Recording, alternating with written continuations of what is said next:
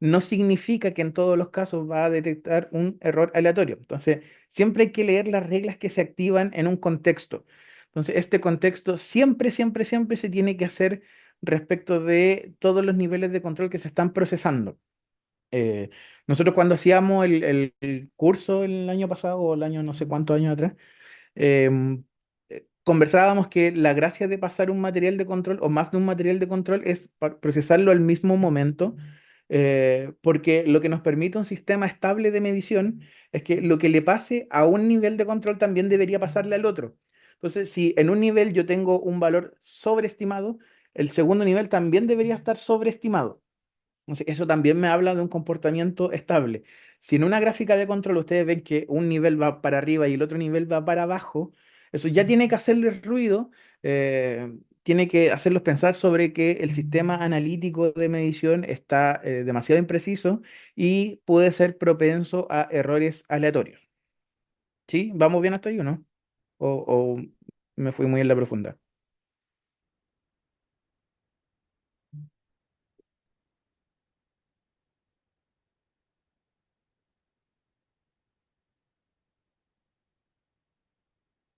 Sí, no, ya, ya, todo bien. Ya, fantástico. Em, Ya, respecto de cómo solucionar cada tipo de problemas, en general estas preguntas son preguntas tipo trampa. Eh, y, eh, y, y si alguien aprende a solucionar errores así bacán, que me enseñe, porque uno siempre está tratando de aprender eso. Los errores sistemáticos en general son los que uno puede atender con mayor rapidez, eh, porque tienen una causa asignable. Entonces, uno en lo que trabaja es en detectar esa causa, en identificarla, y una vez que la identifica, puede saber cómo solucionarla. El problema de los errores aleatorios es que, como efectivamente son aleatorios, uno nunca sabe con certeza qué cosa es lo que está generando el problema o el inconveniente. Entonces, frente a una situación en donde uno no sabe qué cosa atacar, es súper difícil y súper complejo resolver algún problema. Entonces uno de repente toma medidas que son como medidas genéricas para los errores aleatorios, esperando con mucha fe, con mucha buena voluntad de que esa medida que uno tomó sirva. Pero no siempre es así. Dicho esto, el caso de la hematología en particular presenta varios problemas que no presenta la química. Por ejemplo, eh, voy a abordar primero la hematología como la hematología de recuentos celulares. Estoy pensando en tubos lilas, en, no sé, en hemograma, en recuentos de hematocrito, etcétera. Después vamos a abordar la hematología de coagulación. eh, pero en principio, la hematología de recuentos celulares presenta un grave problema, un gran problema, al momento de procesar materiales control que no presenta la química tradicional, que es que los controles en general para hematología son material biológico que ya viene listo para su uso. En cambio, la gran mayoría de controles de química son controles de química que están liofilizados.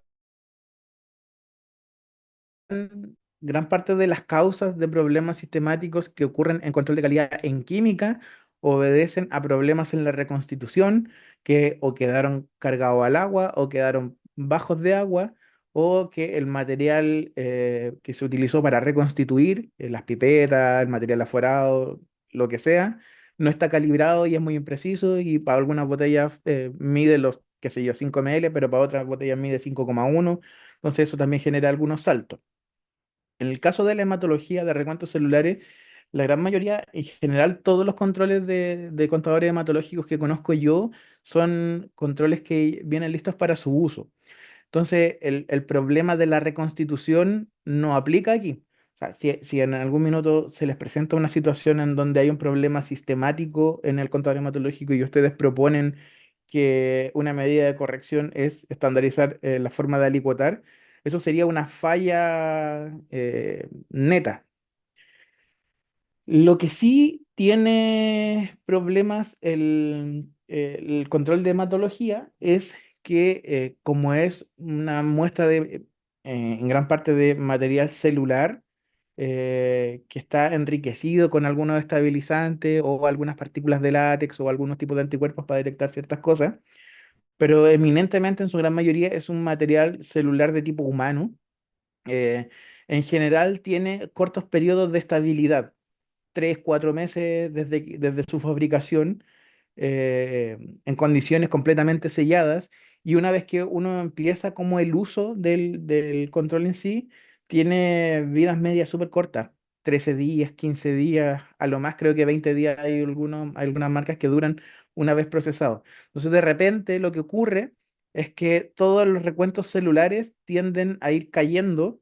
Los primeros que se caen en general tienden a ser los recuentos de plaquetas, y eso es porque la estabilidad de vida media de los componentes que tiene el control están decayendo. Entonces, eso sí puede ser una causa sistemática, y ahí el tipo de solución que hay que hacer es cambiar el material de control por uno nuevo. Eh, Podemos tener otro tipo de problemas, que, como en la química líquida, se solucionan, por ejemplo, con calibraciones. En hematología también se pueden calibrar algunos equipos, pero la calibración no corrige todos los problemas. Yo no sé si ustedes, cuando pasaron hemato, vieron el fundamento de los contadores hematológicos. em, en general, en todos los contadores hematológicos, todos los parámetros no son medidos. En general se miden los recuentos celulares, se mide el tamaño celular, y poco más. Pero, por ejemplo, la concentración de hemoglobina, la CHCM, no sé, en general, entonces, si el problema del control que se les presenta es que no pasa alguno de los parámetros que son calculados, calibrar el contador no tiene ninguna injerencia, no es un parámetro que vaya a mejorar con el producto de la calibración. Entonces, también es necesario más o menos dominar un poco de qué cosas mide el contador hematológico y qué cosas calcula, para saber qué acciones se pueden tomar o no tomar. Eh, Eso, no sé si entendieron todos eso bien, si tienen más preguntas respecto de eso.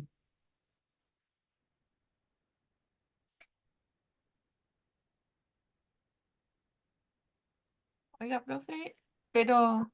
hola primero. Hola, ¿cómo estás? Bien, ¿y usted? Bien, también, gracias. Quería consultar sobre el último que dijo, que por ejemplo los que son calculados, Ajá. ¿qué medidas correctivas se podría pedir entonces si no hay que recalibrar? O sea, si recalibrar no es opción. O sea, no es que no sea opción, es que no siempre calibrar no siempre es la primera opción.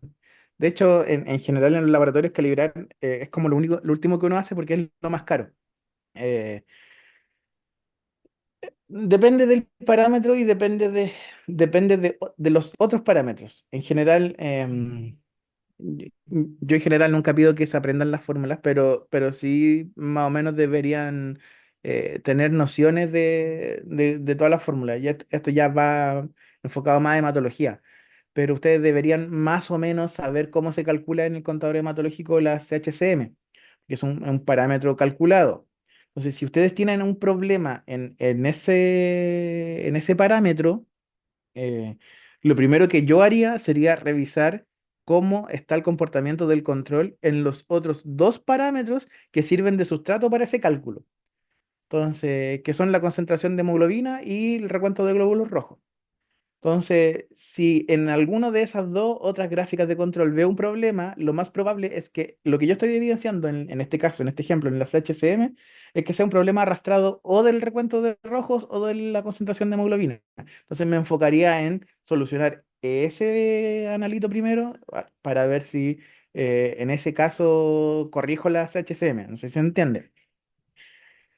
Respecto de cómo funcionan los contadores hematológicos, hay varias metodologías dando vuelta ahí, pero por ejemplo, para la hemoglobina, en general todos utilizan fotometría, en donde hemolizan la muestra y miden la concentración de hemoglobina mediante fotometría.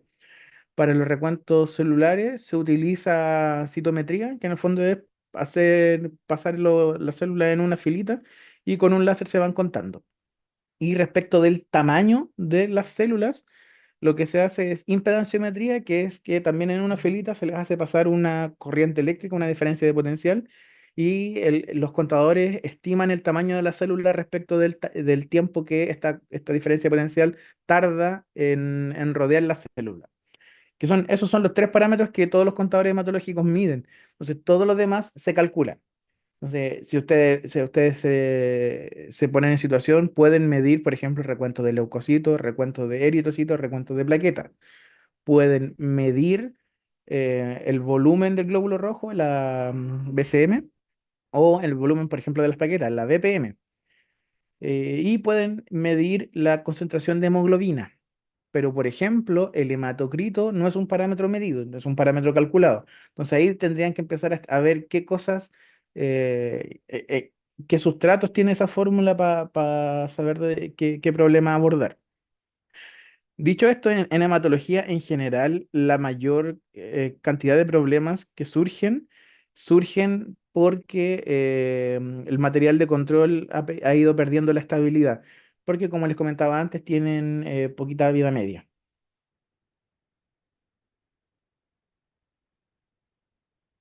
Profe, entonces, en ese caso, por ejemplo, cuando ya están muriendo los controles, la medida correctiva es cambiar de control.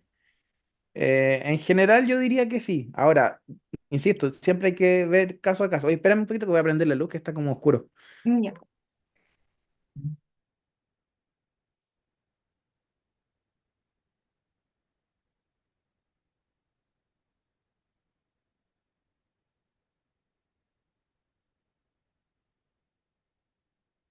Ya, ahora sí.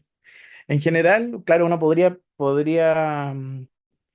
en control nunca puede generalizar la situación. O sea, no puedo decirle siempre la primera medida es cambiar el material de control. Porque justo a veces puede pasar que justo en esta ocasión sí había que calibrar o sí había que intervenir alguna pieza y puede pasar. Pero en general, la mayoría de las veces, el problema del control de control en hematología de recuentos celulares, es que el material de control va perdiendo estabilidad. Eso es la gran mayoría de los casos. ¿Pueden haber otros casos? Por supuesto que pueden haber. Pero ahí ya hay que evaluar caso a caso. Ok, Eh, y igual no recuerdo muy bien cuando uno cambia de control, tiene que hacer una nueva carta. em, ¿Queremos la respuesta políticamente correcta o lo que hacen los demás laboratorios? Mm, ambas sirven. Ambos sirven, ya. Sí, en general, control.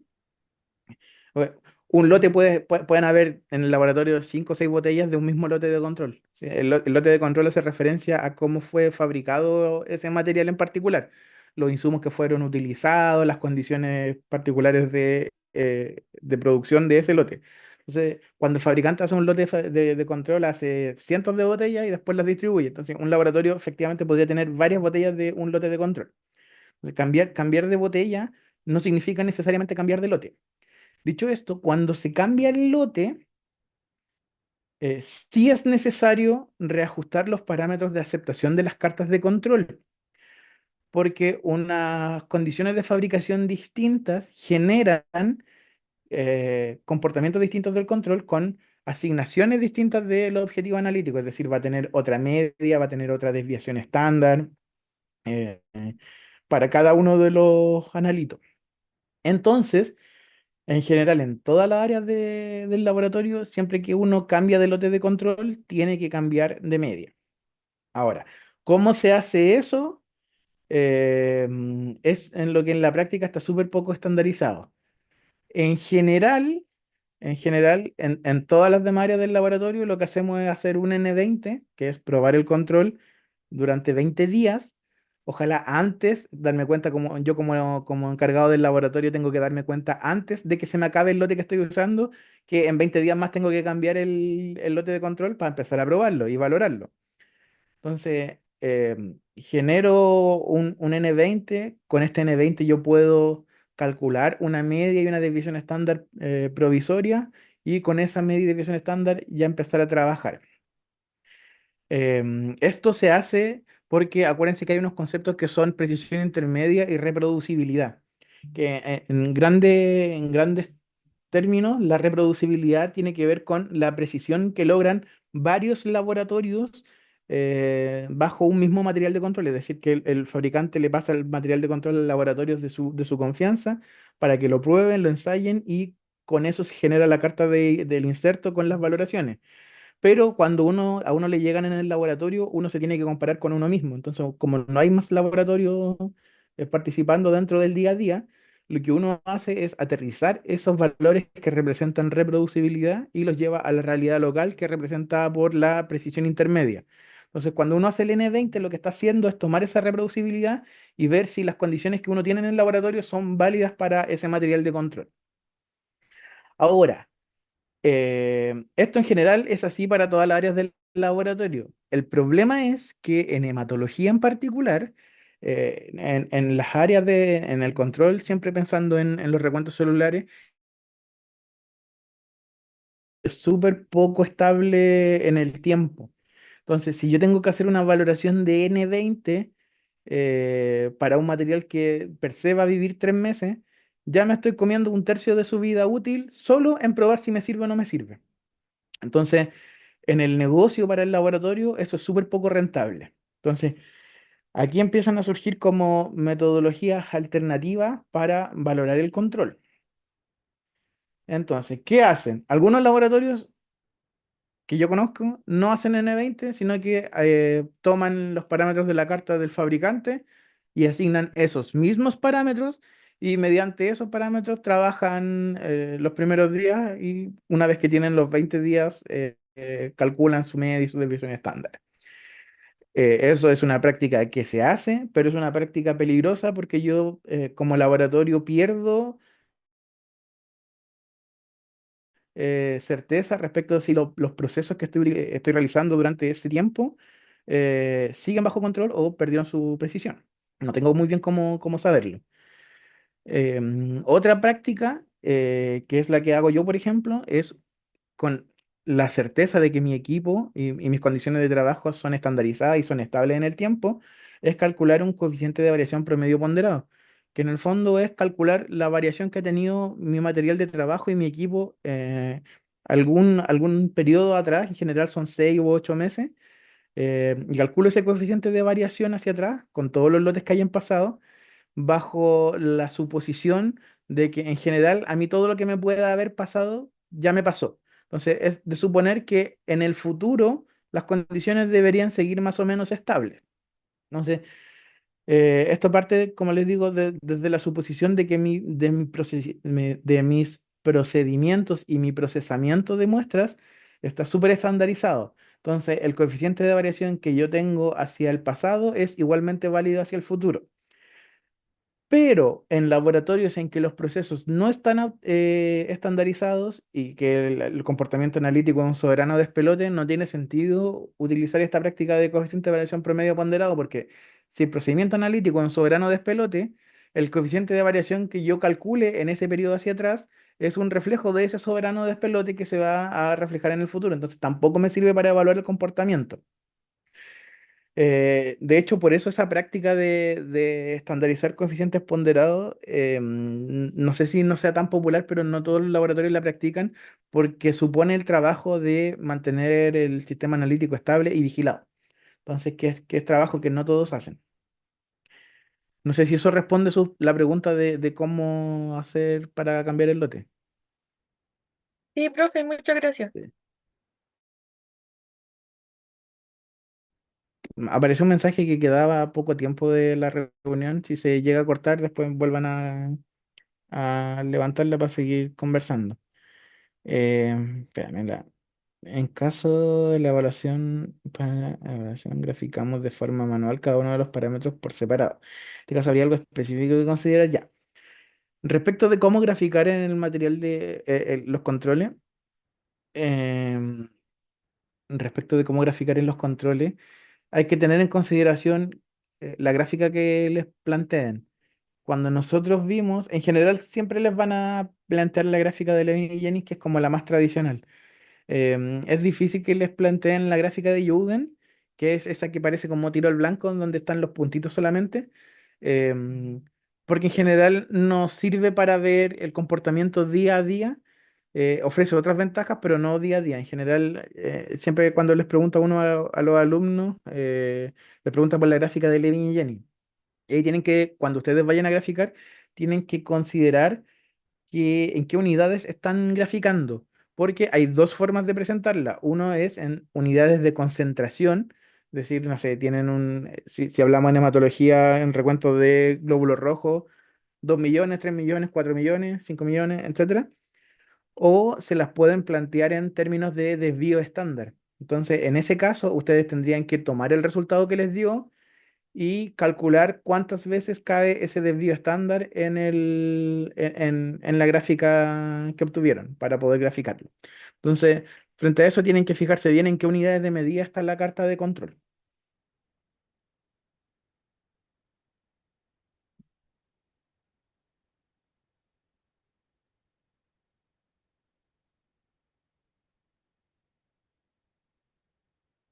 ¿Más preguntas? Pregunte.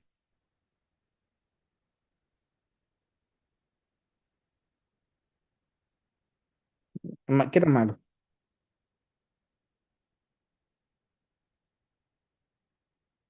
¿Ya?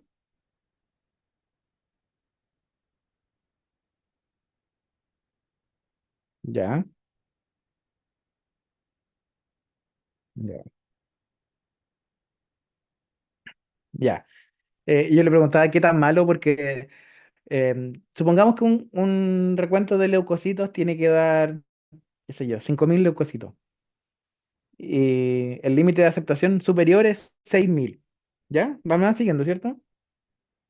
Es muy distinto que cuando yo proceso un control me dé, no sé, 6.500, que es algo un poquito más arriba, que a que yo procese el control y me dé 40.000. Porque esa opción que es que puede que o haya algo tapado en el equipo, alguna válvula en mal estado, o puede haber sido un problema de aspiración puntual. Entonces, el hecho de que un control salga mal es información, pero el resultado de qué tan mal también nos entrega información respecto de procesos que pueden ir ocurriendo. Ahora bien, espérame que justo me llegó la foto. Ah, ya, que me llegó por WhatsApp la foto de la gráfica de control que tienen y está en unidades de concentración. Entonces, para ustedes va a ser más fácil graficarlo porque van a ubicar el valor solamente de la carta de control. Ahora bien, una vez que el control lo procesan y está mal, em, efectivamente el instinto dice que uno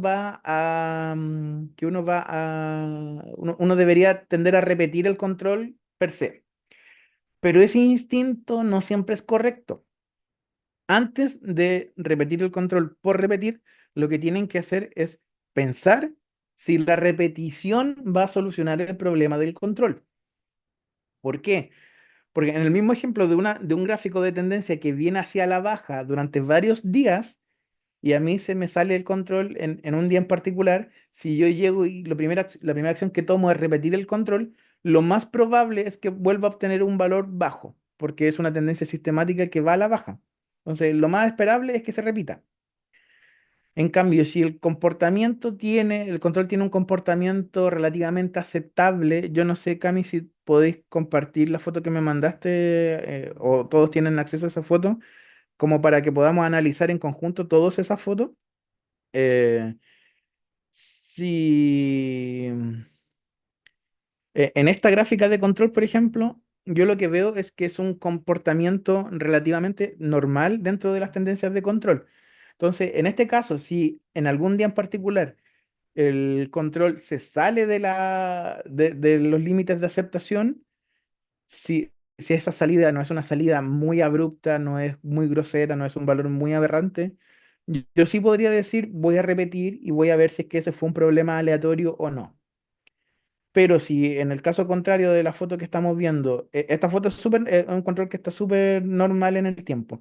Si esta fuera una tendencia sistemática y yo lo primero que hago es repetir, lo que yo entiendo como encargado de calidad es que la persona que está procesando ese control no entiende lo que está haciendo y está procesando por procesar.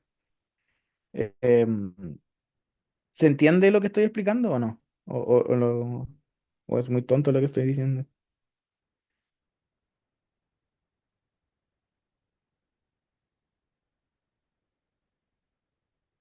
Ya, lo vuelvo a repetir. Suponiendo que yo cuando llego al laboratorio me encuentro con esta gráfica de control, ¿cierto? Que es la que mandaron al grupo. Ya. Suponiendo que yo cuando llego me encuentro con esta gráfica de control y proceso mi material de control y el control da mal. Ya.